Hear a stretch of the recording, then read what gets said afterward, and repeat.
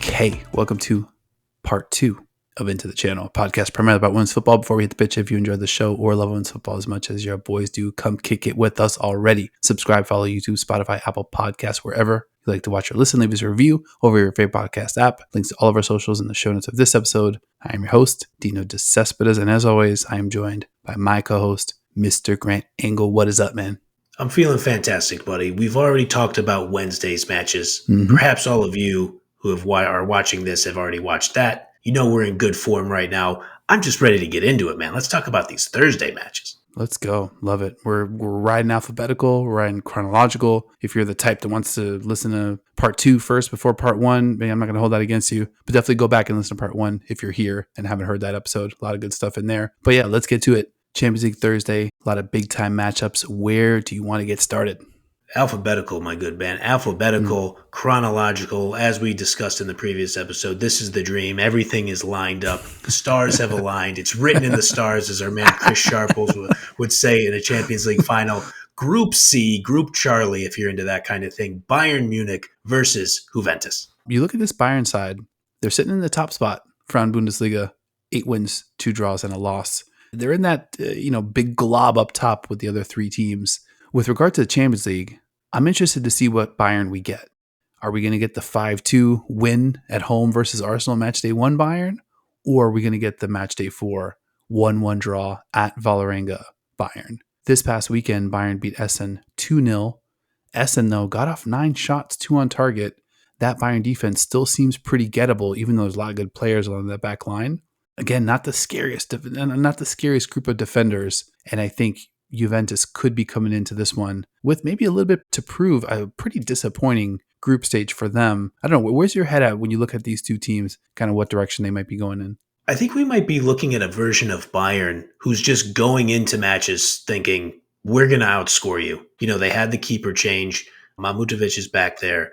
So let's just see what we can do. You know, we're going to have Gavin sending in passes from the defensive wing in there. You know, and if there's ever a penalty, they can count on Julia Gavin to score that penalty. But Pernille Harder, 32-year-old forward, is just out of her mind right now. 6 goals in domestic league play, 5 goals in the Champions League. Now those are bolstered by a hat trick. Unfortunately, my good man against Arsenal on match day 1. Sorry that happened to you. But also a hat trick in match week 2 in Frauen Bundesliga versus Hoffenheim. She's cooking. I mean, she looks dangerous anytime she's on the ball. And I think Bayern is just like, hey, look, maybe the defense isn't totally right. Maybe we're not 1,000% sure on our keeper. I've done no reporting there. I don't know if they're not confident in Mahmutovic. It's never ideal when you have to make a keeper change, especially not when you have a really scary circumstance like what Maria Gross is facing. Again, you know, hopeful for her recovery and her healing after her diagnosis. But when you look at the football side of it, if you're Bayern, you have a little uncertainty back there at keeper. You might not be the most confident in your defense. Go out there and score some goals. Yeah, and that they can do. I'm glad you brought up Pernille Harder. I can't believe how open she is so much of the time in like a dangerous area. She's like Wes Welker. She's just always like, there's people like sort of, around, but nobody on her. And she just kind of earns herself some like really incredible looks. You know, Bayern obviously loaded with tons of talent. You look at a Julie Gavin, you look at a Georgia Stanway. Those two players both function as different types of engines for that offense. Yep. And it feels like they're scoring so many different ways, so many different talented players that are able to put the ball in the back of the net. I kind of agree with you. Even if they do give up 1 or 2, I think they're going to be in control of the match either way. Switching gears to Juventus, they're still first place Serie A Femminile. They were in a barn burn today, 3-2 win over Lazio. They get a 90th minute winner from Barba Bonansea, also goes from Sofia Cantore and Cristiana Gidelli. They're now 6 points clear in the league. You know, as mentioned, a little bit of a disappointing ride for Juventus through the group stage.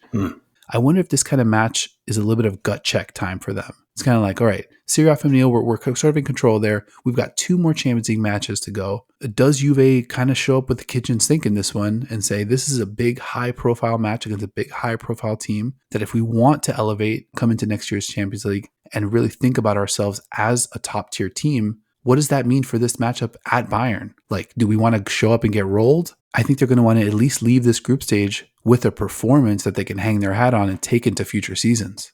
I love this as a narrative. I think it makes a lot of sense. They lose the reverse fixture on match day 2-0. They lose 2-0 at home. They have less than 30% of the ball. They don't have any big chances. In that match, Bayern ended up beating them in shots, only 18-16, and they were tied in shots on target 4-4. Anytime you're Juventus and you lose 2-0 at home, you could be playing the Spanish national team and you're going to be mad about that. You don't want to lose at home like that. So I like this as a narrative of like, okay, we have another one on a big stage. We're going into Germany. We think there are some vulnerabilities that we can unlock in that defense. Let's go out there and take our chances well. They might have to play, and they likely will play, counterattacking football. But when you have the shot, you have to take it. And I wouldn't doubt it if that's their attitude going in. Yeah, and I think that's kind of okay because they might be able to catch Bayern with Vin upfield. Sure. And then maybe have some numbers come back the other way. That first match against Bayern at home, I think they were looking to Vangsgaard to like really kind of get things going. They just could never really put together the rhythm, between their forwards.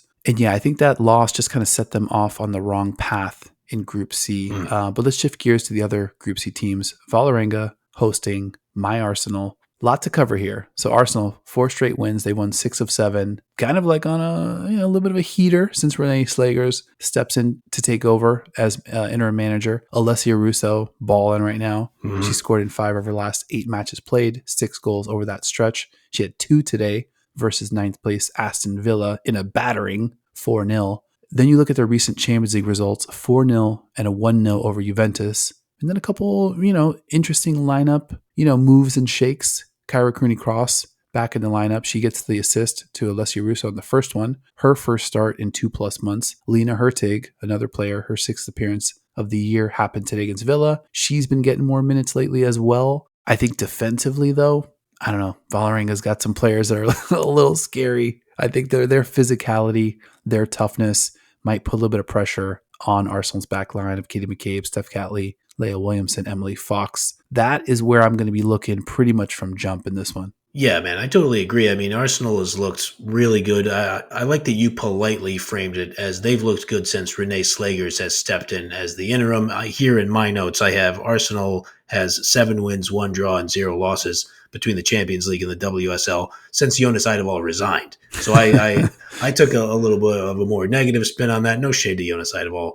maybe a little, but I digress. I will say in that 4-0 win over Villa, I thought it was cool. And you can tell me, like, as an Arsenal supporter, as an Arsenal close observer, when Blackstenius comes in for Monum, they then dropped Russo more central, a little more playmaker-ish. And I was like, oh boy, that's a really good look. And it's a good wrinkle to throw in for the last 20. I think they brought Stina Blackstenius on in the 60th. She scores in the 70th. And like now you got to deal with that for the last half hour of the match. That has to be fun as a defender.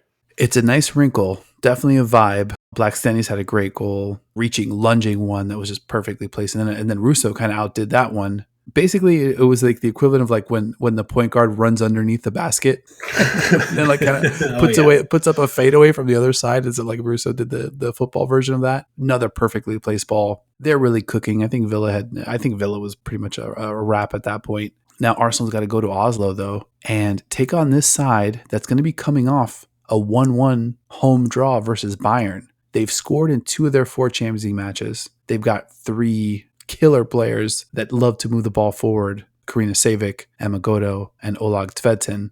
Another team that's at home playing their final Champions League match of this season that maybe kind of wants to make a statement and that has maybe like physically the players that are strong enough and well-conditioned enough to definitely hang for 90 plus with a team like Arsenal. I love the point of when a team is playing, they know they're out, but they're playing their final Champions League match at home for this Champions League. I think that's really something. That 3-headed monster of Shavik, Godo, and Tvedten, I think they're great. And aside from them, I mean, Elise Thorsness, she gets that equalizer near the death in that match versus Bayern. I thought she had held herself together well against Bayern's attack that we've already talked about and praised.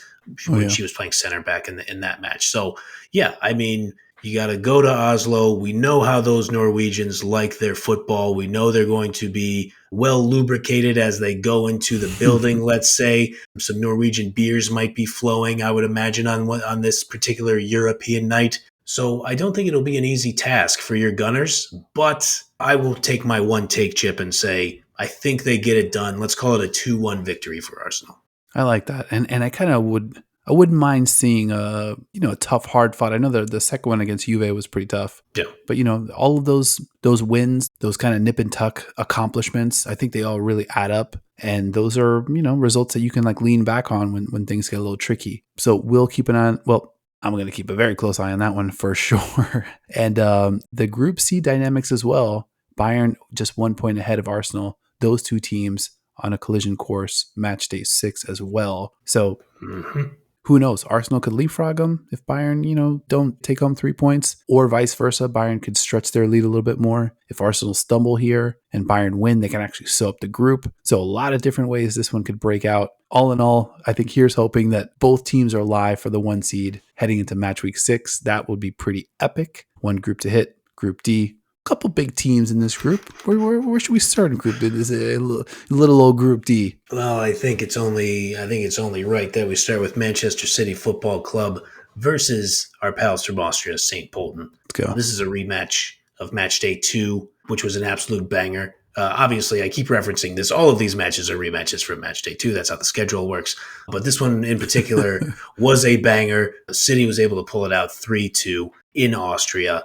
I think we all remember Alana Kennedy's absolute laser of a shot to open the goal scoring in that match. I think it was within the first 5 minutes. But things got a little hectic for my Sky Blues on set pieces. Melanie Bruntaler cleaned up a corner kick before halftime to score a goal. And then not long after halftime, while not particularly defending a long free kick that well, Manchester City just gives Kamila Dubkova a lot of space to make, to her credit, a great turn onto her left foot and drill it into the top left corner of the net, beating Chiara Keating in that situation. Mm-hmm. But City was able to kind of fight back.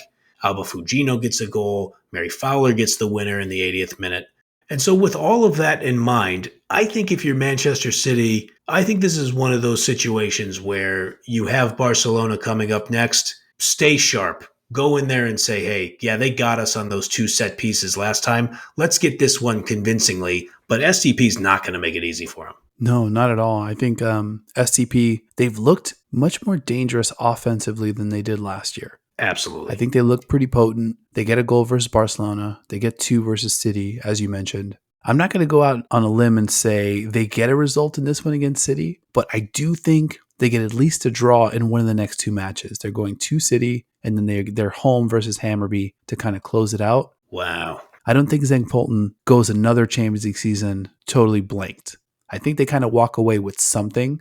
Not sure if it's going to be in this one. This one's much tougher than the home versus Hammarby, but I think we're going to see a spirited effort from that side. Then you look at City on the other side. I think they're playing really well. We talked about Chelsea, part 1 of this episode, and their maybe desire to kind of run away with the league. I think City's going to push them as hard as they can, as long as they can, for sure. Bunny Shaw with the brace today. Jess Park got a hold of one a little bit later. I do expect City to kind of like keep the momentum going. And another one of these machinations with regard to the 1 versus 2 seed. City clearly in the driver's seat. Barcelona 3 points back. So we might get yet another match day 6 with maximum stakes. But for that to happen, City's got to get the win in this one, because you got to expect those killers from Barcelona probably going to take care of business on their side as well. I would certainly think so. Now, this will also be, we're talking about what I believe is Hammarby's final match at home. We know they certainly have a spirited bunch there. I'm just going to ask them politely to not throw anything at the athletes, but you know how that goes. There's sometimes you have one or 2 idiots in the crowd who make everybody look bad. But if you're City, you got to get this win. Then you got to travel to Spain, and you got to lose by at least lose by less than a goal. I'm not scared or anything. I'm not worried or anything. Surely Barcelona couldn't possibly beat any team in the world 3-0 on any given day. Mm-hmm. So yeah, everything's going to be A-okay, man. Everything's fine. We got this. Let's talk about that Barcelona side. You mentioned it. They head to Sweden, taking on Hammarby. Environment should be pretty lively. Hammarby's final foray at home this Champions League season. A little disappointing, I think, but although they did leave us with a feeling that this team is not a team to be overlooked, I think in future years, they didn't roll over pretty much for anybody. Tough task, though, taking on the champs at home. Had a couple small Barcelona nuggets that I want to share with you. So you look at Barcelona this season, Liga F and the Champions League. They've won 15 of 16. Pretty good. The only loss, as mentioned, 2-0 to City. Look a little closer, though. They've conceded in 9 of 16 matches. 56% of their matches, they've given up a goal. Last year, they were at 34%, conceded only 14 of 41 matches. It's a good stat. So I think defensively, not saying they're gettable. They've only given up 1 goal, when they do concede, except for the City match. But for some reason, it's weird. There was something about the Paredes, Ingrid Engen, Lucy Bronze, Onabatie backline. And it was like, okay, well, Engen's out of position. What's going to happen? Is she and I think she actually took that shit super seriously and essentially got really good at playing that position. Yeah. Hidaldes is out. Some changes. Mappy's back. Obviously, Lucy Bronze is out, obviously, as well. Could be maybe a good time to be catching that Barcelona defense. I'm not sure if Hammarby gets them. Obviously, we talked about City next week. But yeah, defensively, that's the one thing I'm going to be looking out for. I don't expect a Hammarby result, but I do want to see how that defense holds up over 90 plus minutes with Hammarby giving it their absolute all, trying to get something in a match that is one of those matches where at the end of your career, you look back, was like, oh man, we took on Barcelona at our house in the Champions. It's one of those where it'll be kind of like a flashbulb memory for so many of those players. Yeah. And I think we saw it last year. I mentioned they only conceded 14 times in 41 matches. 2 of those escape run. Let's fucking go. Damn right. Talk about that later. But I don't know. We'll see. Defensively, that could be the small opening that some of these teams are looking for. Yeah, it certainly could be. I don't know. I mean, I guess it's as good a time as any to catch Barcelona. In their last 5 matches across all comps, they have 24 goals for and 3 goals against. So yes, they conceded 1 goal each in 3 of those 5 matches, but they won those matches 4-1 over St. Pölten, 5-1 over, whose logo is that? That's Tenerife. Yes, it is. And then they beat Real Betis on Saturday 4-1. So yeah, they are conceding. Obviously, if you're a keeper, if you're a defense, you take a lot of pride in a clean sheet. But they also win all these matches by at least 3 goals. Man, I feel like the Death Star is charging up, dude. And I don't want to sound like a fatalist, but I think it's a great point. Ingrid Engen is just getting better. Now you have Mappy, Paredes, Batier. You're cycling Esme Brutes in there from time to time, and it's just like, okay, so she can score and play defense. All right, that's great. You have this constant rotation of Claudia Pina, Kika of Nazareth. You still got Ava Payor, who they added, and there's just kind of working in. And we haven't seen Selma Perejuelo yet. And so I'm not exactly sure where she is in her recovery. I'll do the quick Googles to, every time I look, it doesn't seem like anybody wants to give anybody any answers on that. And I am, frankly, a little concerned because she's a young player and you don't know what kind of injury she might have that could be debilitating down the road. But I also don't know if we should just be afraid that she's living in a cryo chamber and they're going to unleash her like the Terminator in the knockout stage. Yeah, I could see real T-1000 vibes from Pariuelo for sure. I take your point on the conceding 1 goals, but your boys out here trying to make it interesting, trying to drum up a little No, that's fair. Drum up a little drama. What are we going to do? Either way, should be a pretty awesome environment. And like I said, you zoom out all 4 of these groups. All I want is for the drama to carry through into the final match day 6. And then I want to see Roma, kind of get by. A real soft spot for Roma. But nice. I don't know. We could be looking at some great football this week. And I don't know if the stars align, if Sharples is the soothsayer of soothsayers and some epic match day 6 clashes are written in the stars for us. That would be, oh my God, let's go. Bring that on. I want all of those big names. There's no better tournament for me than the Champions League. Yeah, couldn't agree with you more, buddy. It's my absolute favorite. I've fallen in love with this tournament ever since I was kind of introduced to soccer. Like you and I obviously grew up big basketball fans. I was a big baseball fan when I was a kid. The first time I saw the Champions League, I was like, why doesn't baseball do this? Why don't the Yankees play like the team that won the title in Venezuela? This would be amazing. I want to see what this looks like. So this is a little bit of a digression, but let me just do the quick fact check here. So according to FC Barcelona Noticias.com, and I'll add the link in the show description here. So according to Barcelona's coach, Pere Romeu, Perejuelo is working on coming back. And so this is the latest quote. This article was just published on Saturday, December 8th. Actually, that's Sunday, December 8th. Romeu says, quote, "She is working at full capacity with double sessions. She is slowly entering training, but is not completing them yet. We hope she will soon be back with the team." I still don't totally know what to make of that. She will soon be back with the team, but I'll tell you one thing. It sounds like bad news for all of Barcelona's opponents. Yeah, it gives me real 2023 World Cup vibes where Spain is obviously loaded and then they just dust off Barriuelo in the 72nd minute and she's just running past everybody. Yeah. Like leaving everybody in her dust. That could be where things end up. Quick programming reminder. If you missed part 1 of this episode, all the Wednesday matchups, and those matchups have not yet happened, go back and listen to that episode. End of this week, we'll be back with a Matchday 5 recap / Matchday 6 preview. In the coming weeks, we'll be chopping up our best 11s for 2024, looking at those ESPN and Guardian lists as well, doing some comparing and contrasting SAT style. You already know what time it is. February 7th, your boys will be back live after the UEFA Women's Champions League quarterfinals draw to pretty much just put the pieces of our brain back together, getting hyped, getting you hyped, just pretty much celebrating the tournament that is the Champions League. You already know what time it is. So if you're not subscribed, please go ahead and do that. With that said, Mr. Grand Angle, anything else you want to hit before we get out of here? I think that's it. I felt like there was a little Champions League rust, but I think the fact that we were Champions League rested helped us get to the finish line. So I think we covered everything. I mean, we're still the group stage, bro. I mean, we're still, getting warmed up here. It's getting a little sweat going. I hear it. All right, man. I think we did it. This is another episode of Into the Channel. Sincere thank you for watching, listening, following, liking, subscribing, just plain hanging out with your boys. And remember to like if you liked and subscribe or follow Into the Channel, YouTube, Spotify, Apple Podcasts, or wherever you like to watch or listen. Leave us a review over your favorite podcast app. Links to all of our socials in the show notes of this episode. And a big thank you to my co-host as well, Mr. Grand Angle, the permanent 1 seed at the ITC. I appreciate you, bro.